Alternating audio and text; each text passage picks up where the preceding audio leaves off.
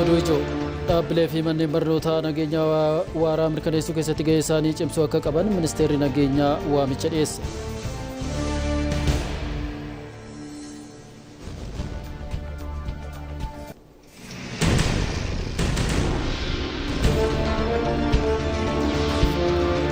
Mootummaan ida'amuu yaada bira kan darbee gochaan hojiilee Itoophiyaa jijjiiran hojjechaa jiraachuun isaa himame.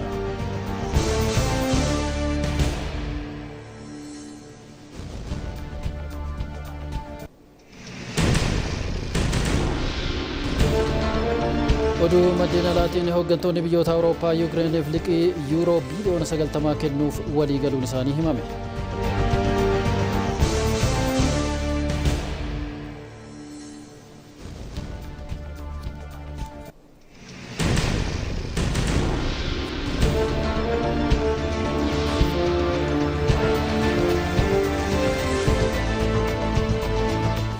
Akkam jirtu kabajamtoota daawwattoota keenya amma guyyaa keessaa sa'aatii 6 ta'eera ITV Afaan Oromoo irraa odeeffannoowwan sa'aatii kanaa isinitti himna haga dhumaatti akkan waliin turtan kabajaan isin affeeraa gara odeeffannoo keenya jalqabaattan darba.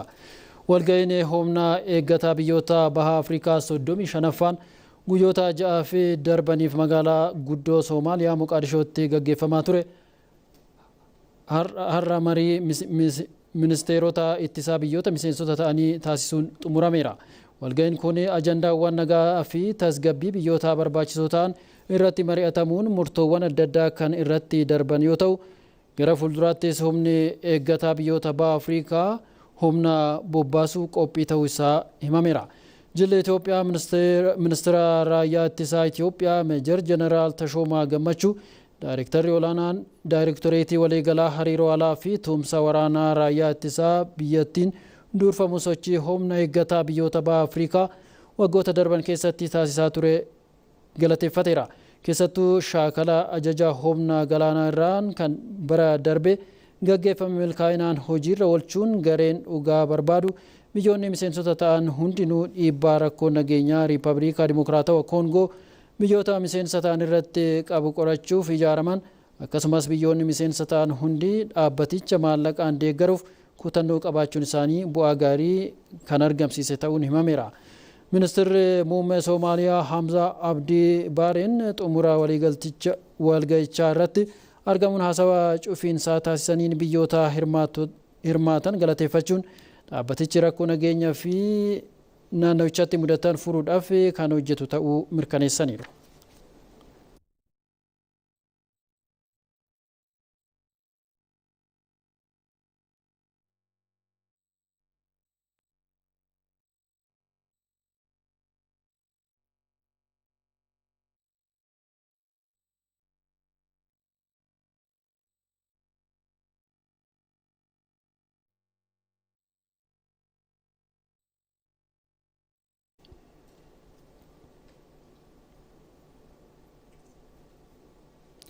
Dhaabbilee fi manneen barnootaa nageenya waaraa mirkaneessuu keessatti gahee isaanii baachuu akka qaban ministeerri nageenyaa hubachiiseera. Konferansiin biyyaalessaa hawaasni barnoota nageenyaaf jechuun guyyoota 2 turu magaalaa Adaamaatti taa'uu eegaleera. Ministeera nageenyaatti hooggantoota fi hojjettoota dhaabbilee barnootaa fi nageenya naannolee waliin ta'uun konferansicha kan qopheesse ta'uun himameera. Konferansii kana irratti kan argaman ministeera nageenyaatti hoogganaan deeskii ijaarsa nageenyaa Wandasan Mokonnin nageenya ilaalcha namoota dhuunfaa fi sirna siyaasaa tasgabbaa irraa kan maddu ta'uu dubbataniiru. Mootummaan nageenya waaressuu fi koomishinii marii biyyaalessaa ministeera nageenyaa fi haqa ce'umsaa hundeessuun kutannoon hojjechaa akka jiru kaasaniiru. Nageenya lafa qabsiisuudhaaf immoo gaheen hawaasa barnootaa olaanaa ta'uu dubbataniiru.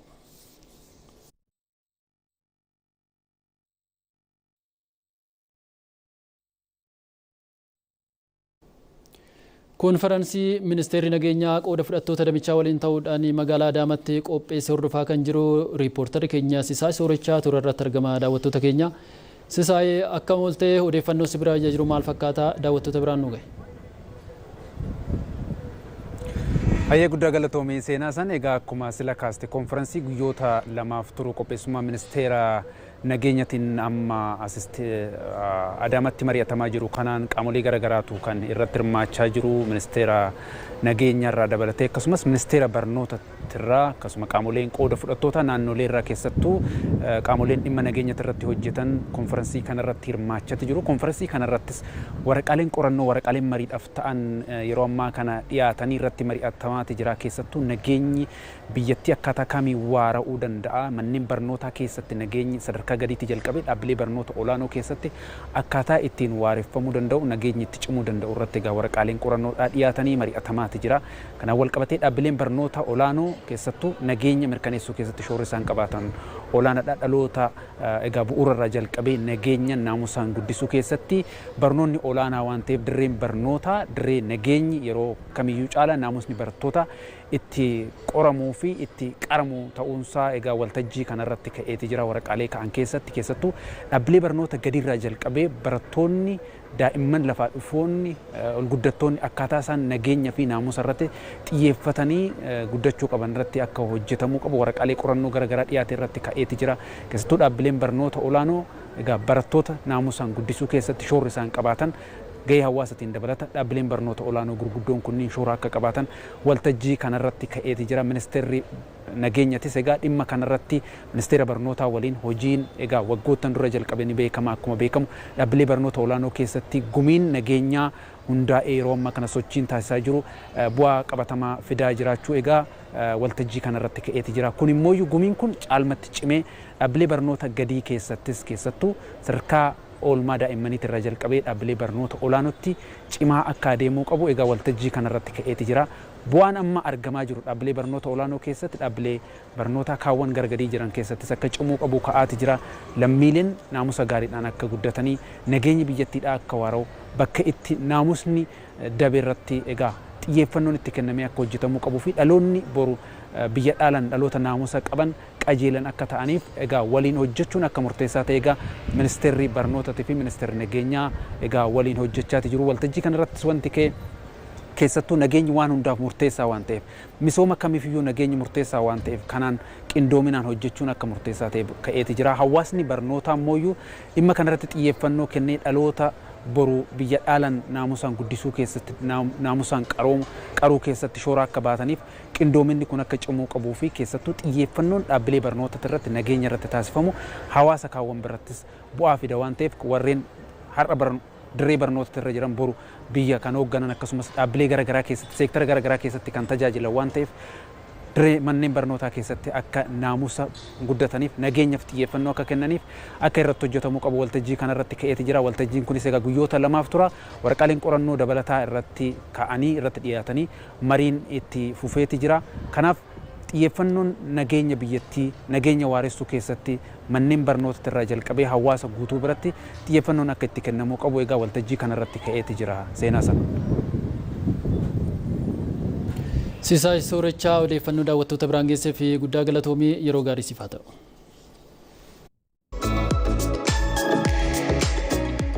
Nageengi daggine keessumaa nooti baga nageeki daggineen. Baga nageengi turtanii. Gara 150 nanni bode guura. Hojjetaan guyyaatti. Ani jaalladha sii kenna malee ani siin kennuyyuu. Ministeerri dooraliin galchaa. Isinillee guddina biyyaaf gahee guddaa qabdu. Ameerikaanii fi Awurooppaa ala ergadheera. Biyya alaayyuu ekspoortii. Ekspoortii qaxxitaa maqaa kiyyaan. Bunni kuni hin tuqamu hin tuqin. Harka dhiqatta. Buna biyya alaatti ergamuudha miti obbo Girmaa kan isin danfisiistan. Mee dhandhamnee ilaallaga. Qammasaa ilaala. Nuti illee barbaasa isaanii baana yoo isaan buna gosa jiran hin beekna sararaatanya ta'aniif isaanii nu barbaadani. Ni qonnaan bulaan keenya teknooloojiidhaan baay'ee of jijjiireera. Guddaadhu. Amiin. Guddaadhu. Amiin. Ulfaata. Amiin. Barakaa si kenna. Amiin. Barakaa guddaatti daa. Amiin. 120 130 qaniitu guura. Harri sana ukkaamsas. Ana ilaalaat baay'ee warra sayitii warri ta'ee jira. Warra makiinaa warri ta'ee jira. Naannoo Amaaraatti waamicha nageenyaa mootummaan taasisaa jiru hordofuun qaamoleen hidhatanii socho'an daandii nageenyaa filachuun gara hawaasatti deebi'uu itti fufuun isaanii himameera. Haaluma kanaan qaamoleen godina Kibba Gondar aanaa Farxaatti gandoota adda addaa keessa hidhatanii socho'aa turan waamicha nageenyaa mootummaa fudhachuun gara hawaasatti dabalamaniiru. Qaamoleen godina Giddu Galeessa Gondar keessatti maqaa hidhannoo Xaanaa Birgaadeer jedhuun socho'aa turanis waamicha nageenyaa fudhachuun galuun isaanii himameera. Haaluma wal fakkaatuun godina saba Waagmiraatti aanaalee fi gandoota adda addaa keessa hidhatanii socho'aa kan turan qaamoleen waamicha nageenyaa mootummaa fudhachuudhaan galuun isaanii himameera. Qaamoleen waamicha nageenyaa fudhachuun galan kunneen gocha kanaan dura raawwataa turaniif gaabbuu isaanii dubbataniiru. Kana booda garuu mootummaa fi hawaasa waliin araaramuun hojiilee nageenya fi misoomaa keessatti dammaqinaan kan hirmaatan ta'uu mirkaneessaniiru. Qaamoleen kunneen wayitaa gara waamicha nageenyaan gara hawaasatti dabalaman hooggansa sadarkaan jiranii fi kutaalee hawaasaa adda addaatiin simatamaniiru.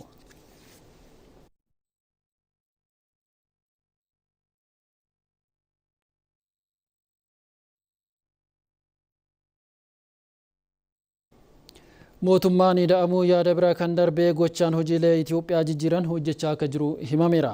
Gaaffilee ulaa galaanaa argachuu dabalatee dinagdee damdaneessaa horachuun guddina biyyattii qabatamaan jijjiiruu keessatti shoora isaa baachaa akka jiru himameera. Saxoota Shoomaa dabalata qaba. Itoophiyaan biyya seenaa guddaa fi qabeenya uumamaa akkasumas humna oomishaa guddaa qabdu biyya carraa qabeettiidha. Murteen akka biyyaatti har'a murteeffamu dhaloota boruu qaruu keessatti gaheen isaa olaanaadha. Mootummaan ida'amus haala dhaloota ammaas ta'ee fuulduraa jijjiiruu danda'u irratti yaadamaa olitti gochaan agarsiisaa jira. Mootummaan ida'amuu waggoottan darban dinagdee damdaneessa hordofuun biyyattii gara daandii guddina saffisaatti fudhatu irratti xiyyeeffannoo guddaan hojjetaa jira. Mootummaan ida'amuu gama qonnaa, indaastirii, misooma magaalaa, anniisaa, teekinooloojii fi seektaroota garaagaraatiin qabatamaan jijjiirama guddaa agarsiisaa jira. Hojiin har'a hojjetamu dhaloota har'aaf qofa osoo hin taane boruu Itoophiyaaf murteessaadha. Dinagdee damdaneessa kanarraa fayyadamni hundi galeessi akka jiraatu karoorfateera. መንግስት ለዘመናት ኢትዮጵያ ይዛው የነበረውን ይሄ የአግሪካልቸራል ዴቨሎፕመንት ሌድ ኢንዱስትሪያላይዜሽን የሚባለው mootummaan kanaan dura dinagdee qonnarraa gara indaastiriitti jedhu hordofaa ture. Dinagdeen qonnaan durfamee qofaa jechuun qonnichuma sirnaan osoo hin hojjetiin ture. Mootummaan ida'amuu damee biroo kan akka albuudaa, turizimii, teeknooloojii fi damee gurguddoo guddina biyyaatiif murteessaa ta'an irratti hojjechuun baay'ee kan jajjabeeffamudha. Dhimmoota yeroo irrattis kan xiyyeeffatedha. Biyyoonni guddatan kan akka Ameerikaa fi lixaa biroo hangas nurraa fagoo hin turre waggoottan 30 darbe waan teeknooloojii irratti xiyyeeffatanii hojjetanii fi amma baay'ee nurraa fagaataniiru. Kanaafuu dameewwan kanneen irratti xiyyeeffachuun murteessaadha. Teeknooloojiin hunda dursi kennamuufii qaba. Rakkoowwan hundaaf falli teeknooloojiidha. Boruu Itoophiyaa miidhagduu kabajamtuu fi sodaatamtuu gochuuf hojjechaa kan jiru mootummaan ida'amuu waggoota 30 oliif ulaa galaanaa dhabdee turte deebistee argachuuf mootummaan ida'amuu qabatamaan hojiiwwan adda addaa hojjechaa jira. ኢትዮጵያ ውስጥ በዋነኝነት ከታቡነት አይነኬ ወይም የማይዳሰስ እንደ ጥያቄ እንኳን የማይቀር ኢትዮጵያ keessatti akka hin tuqamnee fi yookaan hin gaafatamnetti ilaalamaa kan ture dhimma ulaa galaanaati. Yeroo ammaa gama dippiloomaasiinis ta'e hojiin qabatamaan gama kanaan jiru hojjetamuu eegaleen dhimma sirriidha. Dhimma kana uummanni Itoophiyaa kan eegudha. Dhimmi marii biyyaalessaa fi ulaa galaanaa dhimma gurguddoo ka'uu qabanidha. Hojii paartii tokkoo bira darbee gocha Itoophiyummaa sirrii agarsiisudha. Dhimma faayidaa biyyoolessaaf murteessaa ta'edha. Itoophiyaan biyya dargaggoo humna oomishaa umurii 30 fi sanaa gadii harka 70 ol kan qabdu yoo taatu mootummaan ida'amus dhaloota boru teeknooloojiin biyyattii guddisuu irratti xiyyeeffannoo kenneera. ፊትለፊታችን ብዙ ተስፋዎች አሉ። fuuldura keenya abdiiwwan hedduutu jiru. Boba'aa uumamaa, warshaa xaa'oo, gama birmadummaa midhaan nyaataa mirkaneessuuf hojiileen hojjetamaa jiran kan abdii namatti horanidha. Piroojeektoonni hedduun abdii kennan biroos jiru. ጽዱ ኢትዮጵያን የመፍጠር ግብ ከቢሮ ተጀመረ፣ ከተማ ተባለ። kaayyoon Itoophiyaa qulqulluu uumuu waajjira eegalee gara magaalaatti ce'e, gara kutaa biyyaatti bal'achaa deeme. Misoomni kooriidaraa, qamadiin bonee, maaddii madaalamaan, ashaaraan magariisaa jalqaba irratti xiqqaa turan adeemsa keessa saffisaan dabalaa babal'achaa deeman. Qulqullinni isaas mirkanaa'aa deeme. Kanaanis sadarkaa biyyaatti dhiibbaa fidaa jiru. Hojiiwwan eegalle keessaa misooma kooriidaraatiin, ashaaraa magariisaatiin, qamadii fi inisheetiiviiwwan hedduun akka idil addunyaatti badhaasa itti argannee jirra. jijjiiramni guyyaa tokkoon hin dhufu wal harkaa fuudhinsa dhalootan malee kan jiru mootummaan ida'amuu Itoophiyaa guddoo arguuf yaadarra kan darbe qabatamaan agarsiisaa jira. Mul'anni badhaadhinaa Itoophiyaa gara dhugaatti jijjiiramaa jiraachuu isaaf injifannoowwan biyyattiin galmeessaa jirtuun mirkanaa akka jiru himameera. Mootummaan ida'amuu kaayyoon siyaasa fi dinagdee isaa inni guddaan Itoophiyaa badhaatee dhaloota dhaalchisuu akka ta'es himameera. Mangistuu Akkumaa dabalata qaba. Mootummaan ida'amuu iyyummaa seenaa gochuun badhaadhina hawwuu bira darbee ga'umsa isaa badhaadhina hunda galeessa taasifachuun hojiiwwan hedduu hojjechuu irratti argama. Seenaawwan gaggaarii lammiileen biyyattii tokkummaa isaanii cimsuun galmeessan bu'uura godhachuunis biyyoota biroo fakkaachuu osoo hin taane biyya fakkeenya taate ijaaruunis galma mootummaa ida'amuuti. ለመምሰል ሞክረናል ብዙ ጊዜ yeroo hedduuf fakkaachuu yaallee jirra garuu hin milkoofne amma garuu bifa keenyan yaada keenyan aadaa keenyan biyya ijaaramtee fi fakkeenya taate ijaaruu barbaanna kun immoo akka danda'amu mootummaan ida'amuu amantii guddaa qaba. Mootummaan ida'amuu badhaadhina hunda galeessa fiduuf dandeettii fi beekumsa lammiilee biyyattii qabeenyaa biyyattiin qabdu waliin wal simsiisuun hojjechuu irratti kan amanudha. Kana malees Itoophiyaa lammiilee muraasaaf mijooftuu taate osoo hin taane biyya lammiilee biyyattii hundaaf taatu ijaaruunis galma mootummaa ida'amuuti.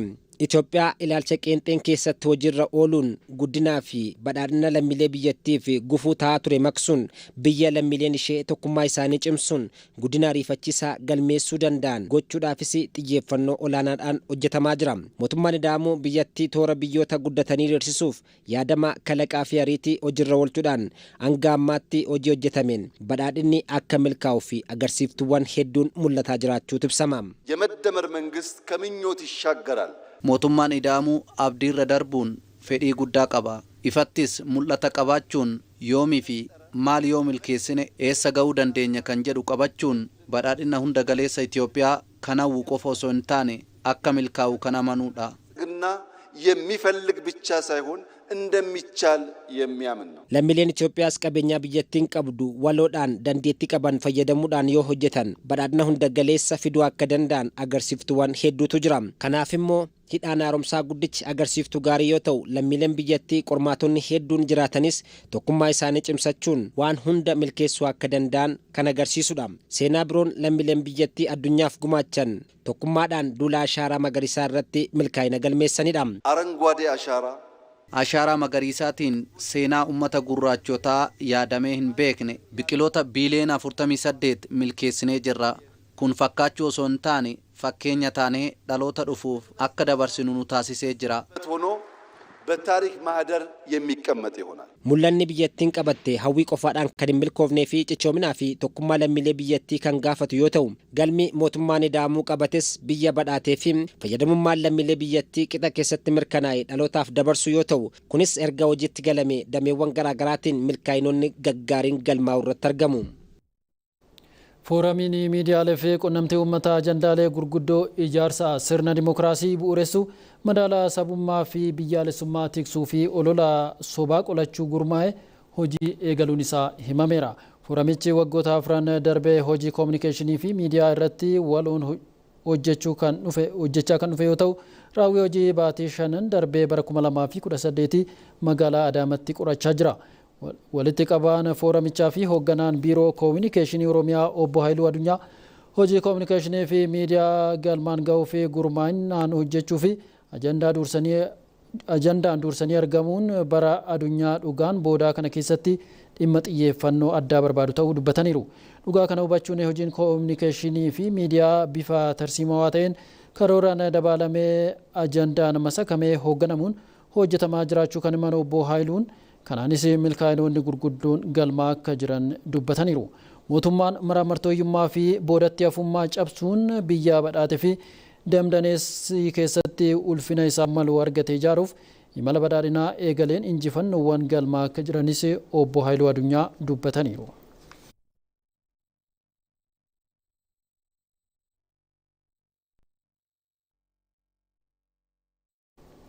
Adeemsi siyaasaa waggoottan dhibbaa olii fi humnaa fi shiraan aangoo qabachuu ture lammiilee biyyattii wareegama garaagaraa fi keessummeessaa akka ture himameera. Jijjiirama asitti yaadama mootummaa ida'amuutiin daldala siyaasaa irraa gara yaada siyaasatti ce'uun mariin biyya ceesisuun dirqama dhalootaa akka ta'e himameera. Abaaboo Maammoo dabalata qabdi.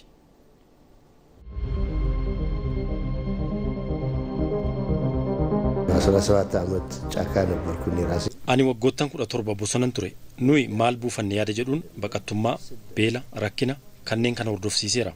ችግር ያስከትላል በሆነ Siyaasni Itoophiyaa caccabiinsa hedduuf kan saaxilame dhalootatti wareegama kaffalchiisaa tureera. Olaantummaa yaadaarra siyaasa shiraa fi humnaaf dursi kennamuun adeemsa biyya cimtuu taate ijaaruuf akeekamu gara duubaatti harkiseera. Mariif marabbaan rakkoo jiruuf furmaata barbaadurra yaaliin meeshaa hidhachuun faayidaa fi kabachiisuuf taasisamu Itoophiyaadhaaf akka hin fayyadne seenaawwan barreeffaman wabiidha.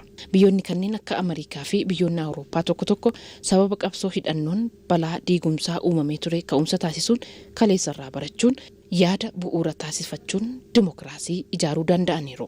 Itoophiyaatti garuu taatee humnoonni meeshaa hidhachuun taasisan harkifannaa siyaasaa daldala kaleessaarraa hanga har'aatti qorqalbii cabsuun boru kan hatu siyaasa haxxummaa irratti bu'uureffatame ta'uun waggottaniif turuunis seenaan galmeesseera. ይሄ የመጣው አንደኛ kun kan uumameef garaagarummaa yaadaa sirnaan keessummeessuu dhabuu keenyani sirni siyaasaa keenya hin ammayyoofne አልዘመነ እንግዲህ አሜሪካንም እንደምሳሌ ስንመለከት አሜሪካ akka fakkeenyatti yoo fudhanne filannoon wayita ga'u yaadan wal mormanii walitti bu'iinsa yaadaa hedduu erga taasisanii booda filannoo irra gahu kan injifatame nama injifateef baga gammadde jedhaan ናፊው የደስታ መግለጫ የሚያስተላልፍበት ስርዓት እንዳላቸው እና ለማለት gabaa siyaasaa isaanii fi nuyi yaada jedhu bu'uuressuun yaada bilisan baaneen meeshaa hidhachuun maqaa bilisa baasaan yaada dogoggoraan dhiphina aangessuun daldala siyaasaan qabeenya ol keewwata.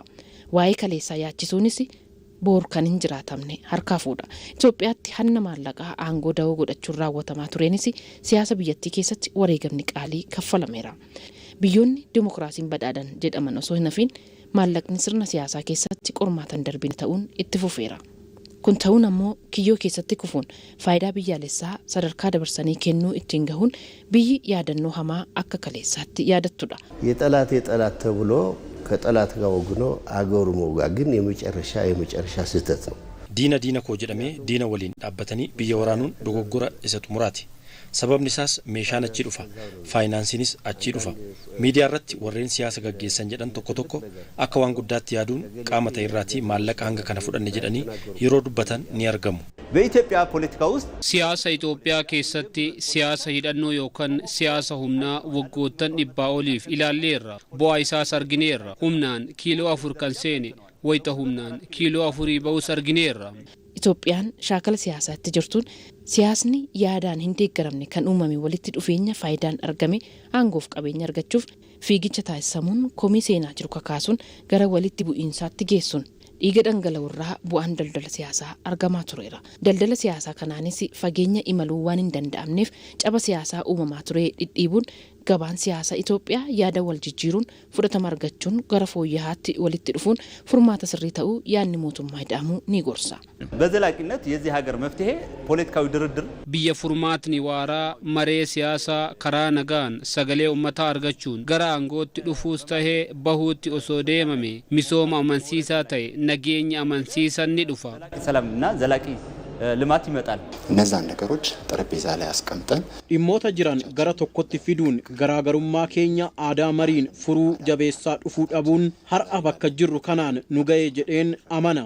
Aadaa meeshaa hidhachuun kumaatamoota lubbuu galaafachuun bakka itti weeddifamutti shiraan walitti bu'iinsa walliiniin sirna qabsoo hin jijjiiramnee fi aadaa siyaasaa hin jabaanne gara shaakallii siyaasaa ammayyaatti ce'uun riqicha kan ta'e falaasama ida'amuu gabaa siyaasaarraa gara yaada siyaasaatti ce'uun filannoo kan hin qabne waan ta'eefis yaada biyyaa fi herrega biyyaati.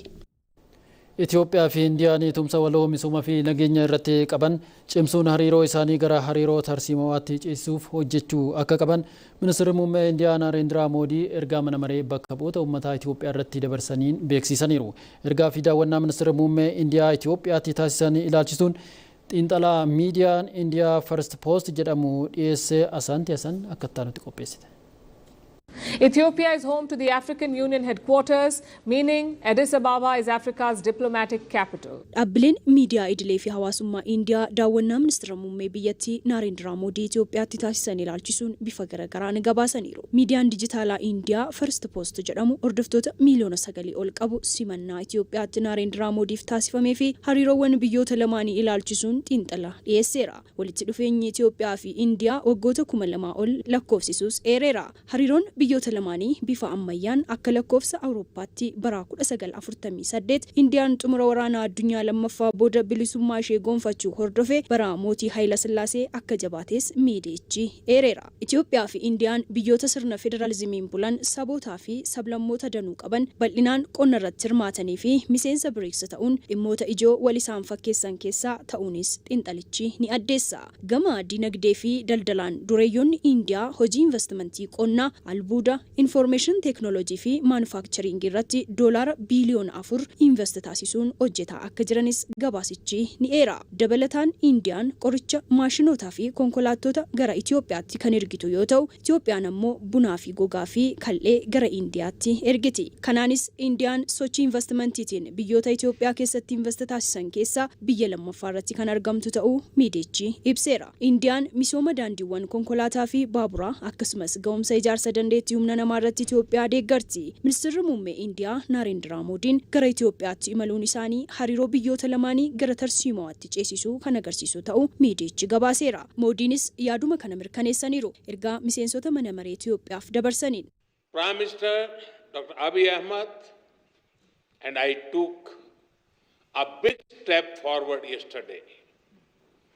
We have decided to elevate our bilateral relationship to the level of a strategic partnership.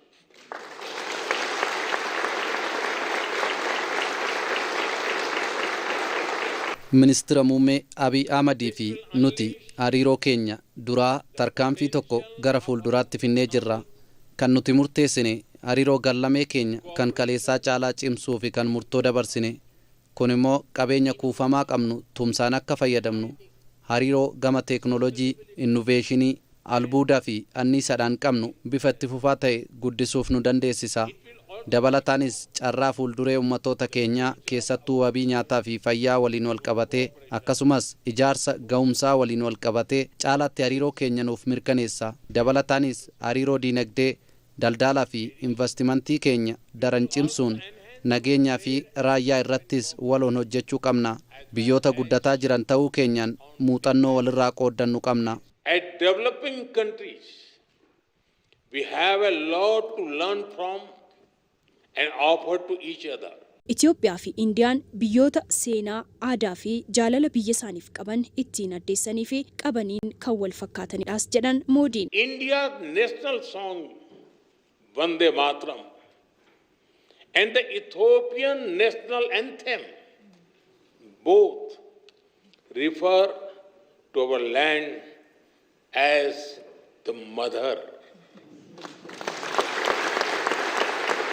Faaruun biyyaalessaa Indiyaa fi Itoophiyaa biyya yookiin lafa ofii maqaa haadhaan fakkeessuun waamu. Kunis jaalala biyya ofiif qabnu agarsiisa. Faaruuwwan kunneen biyya keenya keessatti hambaa aadaa fi miidhagina biyyaa qabnuun akka boonnuu fi biyya keenya akka eegnuuf kan nu kakaasanidha. Tokkummaa fi tumsaan hojjechuun galmoota gurguddoo milkeessuun akka danda'amu simaniiru. Biyyoonni lachuu misoomaa fi nageenya irratti tumsa waloo baroota lakkoofsisee qabaachuu eeruun hariiroon kunis dhimmoota haaraa dabalatee cimee akka itti fufuuf kan hojjetan akka ta'es ibsameera. Kan daawwachaa jirtan odeeffannoo sa'aatii 6 ITV Afaan Oromoo irraa tamsaasa kallattiin isin bira gahaa jirudha. Kabajamtoota daawwattoota keenyaan hordofaa jiraachuu keessaniif guddaa galatoomaa jecha gara odeeffannoo keenyaa itti aanutti darba. Koomishiniin maree biyyaalessaa yaa'ii ajandaalee biyyaalessaa walitti qabaman irratti mari'atamuun murteewwan garaagaraa kan itti darbu qopheessuu isaa beeksiseera. Abaaboomaam.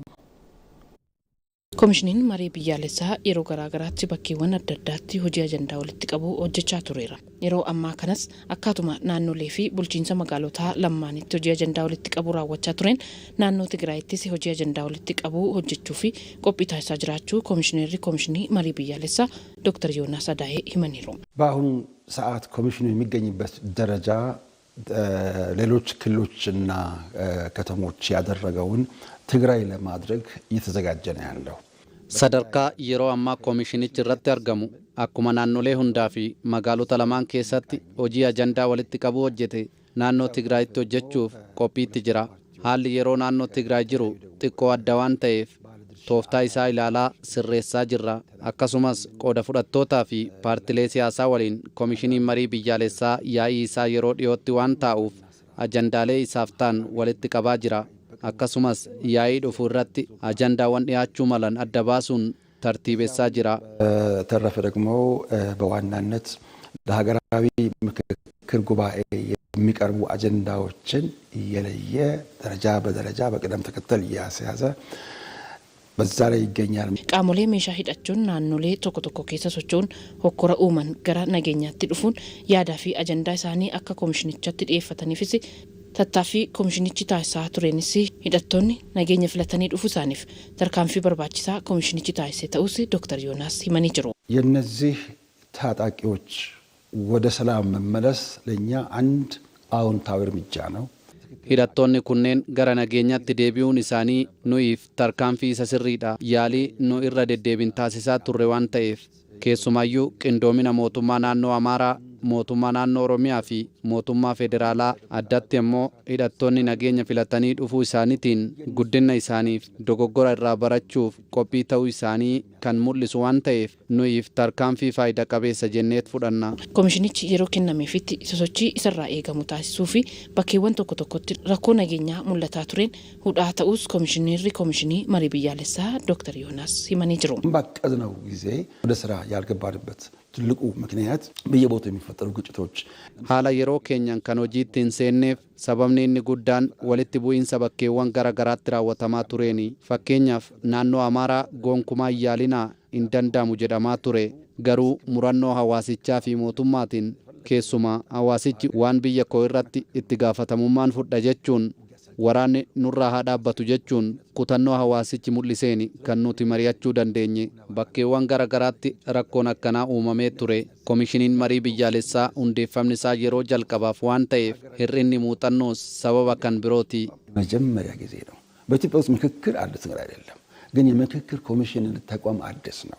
ስለዚህ yaa'ii yeroo dhiyootti gaggeessuuf qophiirra jiranis ajandaawwan akka biyyaalessaatti hawaasarraa walitti qabaman irratti mari'atamuun murtiin kan kennamu ta'us Dr. Yoonaas dubbatanii jiru. እስካሁን ድረስ ያስቀመጥነው ከ4500 ድረስ ነው የሚሳተፉት ተብሎ የሚጠበቁት። Yaa'icha irratti ni hirmaatu jedhamee hanga ammaatti kan keenye namoota 4,500dha. Hojiiwwan ijoon raawwataman ajandaawwan qindaa'anii taa'an gadi fageenyan irratti mari'achuun ajandaawwan guutummaa biyyattii ilaallatan walitti bu'iinsaaf bu'uura ni ta'u jedhamee kan amaname kan ummataan dhiyaatan dhimmoota kanarratti mari'achuun yaada marii ni dhiyeessu murtii dabarsuudha. Yaa'ii marii biyyaalessaa kana irraa kan nuti eegnu. ተወያይተው ምክር ሀሳብ ያቀርባሉ፣ ውሳኔ ይወስናሉ። በዚህ ሀገራዊ ጉባኤ የምንጠብቃቸው ዋና አንኳር ስራዎች እነዚህ ናቸው። ባንኪን አዋሽ ወልዳ አክሲዮና አዋሽ ካፒታል jedhamu hundeessuu isaa beeksiseera. Sagantaa ifoomsaa waldichaa kanarratti keessummoonni garaagaraa argamaniiru. Ababaayyoo Kafanii dabalata qaba. Baankiin Awaash waldaa aksiyoonaa Awaash kaapitaal jedhamu hundeessee keessummoonni garaagaraa bakka argamanitti loogoo waldichaa saaquun ifatti hojii agarsiiseera. የአዋሽ ካፒታል አክሲዮን ማህበር ይፋ ሆነዋል። ወልዳን አክሲዮና አዋሽ ካፒታል ታጅሎት ኢንቨስትመንት ባንክ ያከኑፍ ከኑን ዳይተው ሆጅራዎች ሰውላን ባንክ አዋሽ ጻይ ሽፈራው ይመኔሩ ይሄ ድርጅት በዋናነት እንዲሰራ የተቋቋመው የኢንቨስትመንት ባንኪንግ ስራዎችን ነው። ወልዳን ኩን ከኑን ዳይ ገረራ ጫሉ ሆጂ ኢንቨስትመንት ባንኪንግ ያኮጀቱፊ caalaatti investorotaa fi dhalattoota Itoophiyaa biyya alaarraa gara Itoophiyaa dhufanii damee investimentii baankiingii irratti hirmaachuu barbaadaniif tajaajila gorsaa kan kennuudha. Akkasumas investoroota garagaraaf maallaqa investimentii isaan barbaadan akka argataniifis bal'inaan ni hojjeta. በሰፊው ይሰራል። ወልድች ውላጋሌ በርባችሶ ጉታቹን ቱርሴ አባታ ገባ ካፒታላ ኢትዮጵያ ራ ባቲ ሰዳሳ ኬስ ሀየመ ደልዳስ አርገታ ከጅሩ ሂመኔሩ ካፒታላ ከኡምሳ ብሬ ሚሊዮና ዲባላማን ሁንዳው ሂመኔሩ ዋናውና ትልቁ 95% የዚህ ድርጅት ባለ አክሲዮን ወይም ባለቤት አዋሽ ባንክ ነው። waldaan Awaash kaapitaala kana dhibbentaa 94.5 kan hundeesse baankii Awaashii qooda hafte ammoo waldaan aksiyoona Odaa akkasumas abbootiin dhuunfaa boordiin filatamanis qooda tokko tokko qabatanii jiru. Yeroo dheeraadhaaf tarsimoon bahee irratti hojjetamaa turee jira. Ulaagaaleen barbaachisoon hundi guutamanii har'a uummata keenyaaf ifoomsinee jirraa jechuudha. Hojii raawwachiisan waldaa aksiyoonaa Awaash kaapitaal Andu'aalam Haayiluu abbootiin qabeenyaa maallaqa isaanii baankii Awaashitti qusachuun bu'aa argataa jiran waldaa aksiyoona kanaan filmaata gara biraa bu'aa caalmaa isaaniif uumuu ittiin argatu jedhaniiru. Awaash kaapitaal የመጀመሪያው ይዘን የመጣነው ነገር ወልዳ አዋሽ ካፒታል ከናን ወንቲ ጋሪን ቀበኔ ዱፍኔ የሮ ባኢ ቁሰቶኒ ማለቀ ጎሰተኒፍ ፊልማታ አካርገታን ደንዴሱዳ ማለቀ ኢሳኒ ባንኪ ቢያልሳ ካአተኒ ዳላ ዲቤንታ ቶርባ አርገቹራ ቆዳስ ቢተተኒ ዲቤንታ ኩዳንስ ዲግደማስ አካርገታን ታሱፊዳ መደገሊ ደብለታ ኢሳኒፍ ኡሙፊዳ ሼር ላይ ኢንቨስት አድርገው 10% 20% የሚያገኙበትን እድል የተጨማሪ ኢንካም ሶርስ መፍጠር የምንችልበትን ሁኔታ ነው። ባንክን አዋሽ ኢብስ ሚዲያሊፍ ከነን ጭናት ሰገንታ ከስሞኒ አባታይታ ገባ ካፒታል ኢትዮጵያ ራፊ ዳብሌ ዲማምቶታ ቢሮራ ከሱማ አቦቲን አክሲዮና ባንክ አዋሽ ገራገራ ትርማተኒ አዴምሴ ከናን ወልዳ አክሲዮንቻ ቡራ ሐመቶ ገባ ካፒታላን ውላጋሌ በርባችሶ ጉተቹን ሆጂ ኤገልሲሴራ ይፋ ሆነዋል። Itoophiyaatti nageenya amansiisaa mirkaneessuu fi qaamni hunduu ga'ee isaa baachuu akka qabu jiraattonni godina Jimmaa gaafatan. Jiraattonni godinichaa godinni keenya nageenya amansiisaa qabaattus kutaalee biyyattii garaagaraa keessatti rakkoon mul'atu ni ilaallata. Kanaaf immoo qaamoleen hidhatanii socho'an araaratti dhufuu qabu jedhaniiru. Habtaamu Maammoo yaada isaanii akka ta'anitti qopheesse. Waanuma jiru keessaa nageenyi hundursaa yoo nageenyi jiraate buddeena maaddurra ga'eeyyuu nyaanne kan bullu. Nageenya wanti fakkaatu hammana jedhamee ibsamuu hin danda'u. Hundumti wanti jireenya ta'e nageenyaan booda waan ta'eef nageenyi hundursaa nageenya barbaadaa ilmaan keenyaan illee nageenya barbaada. Baatanii karaa mootummaan gufatutti hin gorinaa. Nama mootummaa kana gufachiisuu deemuu eerullee kennaa. Rafnee bullee baanee galuun nageenyaa jedhaa jirra. Yoo nageenyi hin jiraanne maaluu jireenyi maaluu hin jiru. Jireenya addaa nyaataan dhugaatii caalaa ilma namaatiif kan barbaachisu jireenya nageenyaati. Nageenya kana haalli itti tikfachuu dandeenyu inni lammataa waliigaltummaadhaan tokkummaadhaan namoota immoo waliigaltee keenya irratti immoo dhiibbaa uumuu danda'an gara nageenya keenyaatti akka fidannuudhaaf mariidhaan marabbaadhaan waliigallee gara nageenyaatti akka dhufanuuf warreen hidhatanii illee bosona jiranuuf illee dhaamsa akka dhaamsaachaan dhaamnee fi nageenya kana keenya kan jijjiirama dhufe kana waliin adeemsifachuu qabna, waliin itti fufsiifachuu qabna. Kottaa waliin mootummaa keenya wajjin mari'adhaatii waliin nageenya keenya tikfachuu qabna. Jijjiiramaaf guddina biyyi keenya akka biyyoota biraatti itti adeemsaa jirtu kana waliin taane akka itti fufsiifannuuf dhaamsan kanan dhaamaaf jechuudha. Nageenya yoo qabaanne immoo kana caalaa badhaadhinni dhufa waan ta'eef karaa nagaatti kottaadha malee hidhaan gara afaan hin jiru. Nageenyatu qabaanne immoo maal caalaayyuu badhaadhinni hin dabalama malee hin qannasu waan ta'eef nageenyi wanti nufaasaanu warri bakkee jiran kunillee nageenyumaan nuufaa dhufanu mootummaanis duukaa dhufa jiraatu nus akka uummataatti jaruma kadhataa jirra ammas hin kadhannaa nageenyi hangafa waa hundaati jenna. Obboleeyyan keenya hundinuuyyuu isin ilmaan keenya isin aantee keenya kanaaf jenna kottaa waliin jiraannaa waliin hojjannaa waan jiru gaafii jiru immoo waliin gaafannaa waliin deebi'aa akka argetti qabsoomna kanadhaan kottaatti nagaatti deebi'aa aara galfadhaati uummataa wajjin jireenya misoomaa jireenya diinagdee keessan guddifachuu jireenya keessan fooyyeffachuu irratti xiyyeeffadhaa jechuun barbaada.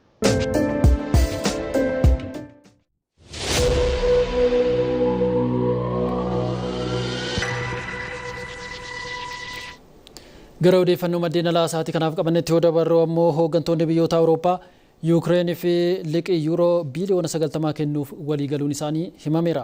Hooggantoonni kun garuu qabeenya Raashiyaa Yuukireeniif dabarsanii kennuuf yaada dhiyaate irratti kan waliin galle ta'uun himameera. Pirezidaantiin Koomishinii Gamtaa Awurooppaa Ursula von der Leyen qabeenyi Raashiyaa akka hin sochoone taasifamee jiru akkuma uggurametti kan turu ta'uu himaniiru.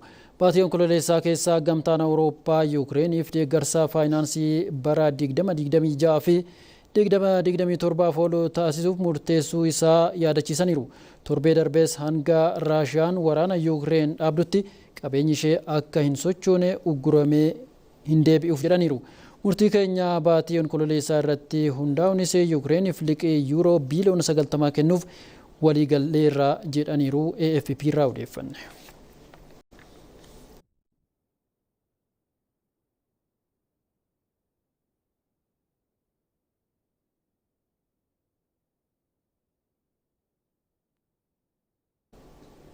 Magaalaa guddittii Boosiwaanaa Herzegoviniyaa Saaraajeevootti faalamni qilleensaa fi hurriin mudachuun isaa himameera. Mootummaan biyyattii